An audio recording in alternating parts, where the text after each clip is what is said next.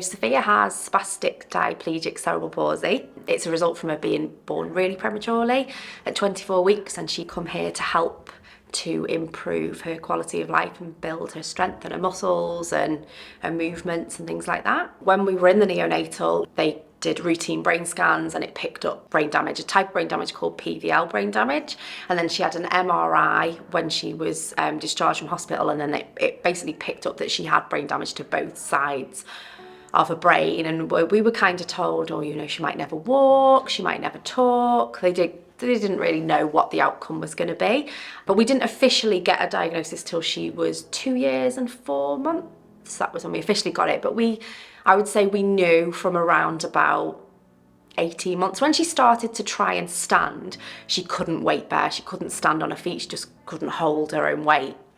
And then when she gradually got stronger and she was just constantly on her tiptoes. And her legs were quite stiff. So we kind of knew it was coming. When we initially were told, I think we were devastated. It's not what you want to hear at all. By the time we got the diagnosis, we already knew it was coming. So it wasn't a shock. It didn't really hit me. I mean, I think I kind of buried my head in the sand for a long time. Like, I didn't tell anybody about a diagnosis, didn't tell my friends. I kept it from everybody really because I was worried about people judging her. And then it was from when she was about age 3, we just kind of relied on the NHS, and they would come every couple of months and do a therapy session, and that was it. And they just kept saying, we need to wait and see what happens. And when she got to age 3, she could kind of walk with a walking frame, but she couldn't walk, she couldn't stand.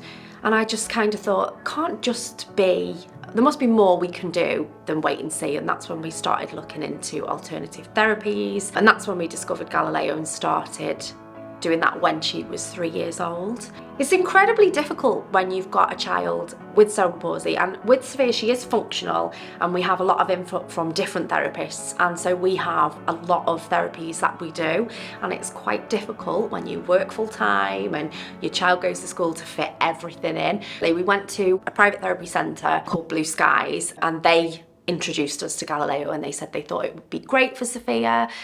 So we kind of watched Sophia use it once a week for about 3 months, and we did notice that she started to get stronger and she started standing for little periods independently, and we were like, oh, this is actually helping. Because between age 2 and 3, we'd not really seen any progress. If anything, she started to go backwards. So we thought, right, we're going to get one.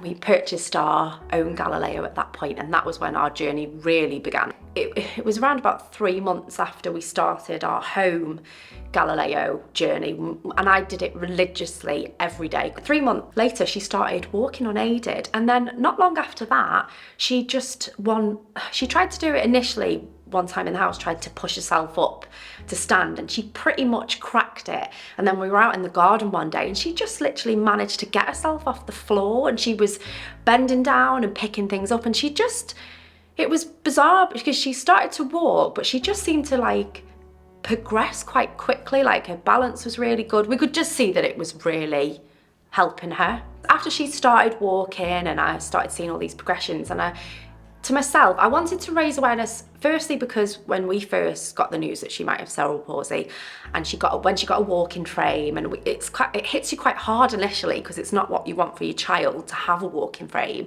or to not be able to walk. But I'd never seen it myself. I'd never seen a child in AFOs. I'd never seen a child with a walking frame, and I'd never really heard of a child that had to do all this physiotherapy, and I wanted to kind of more so get the news out to our friends because I'd kept it secret for so long, but also give them an insight in what our life was like with the hospital appointments and the physio.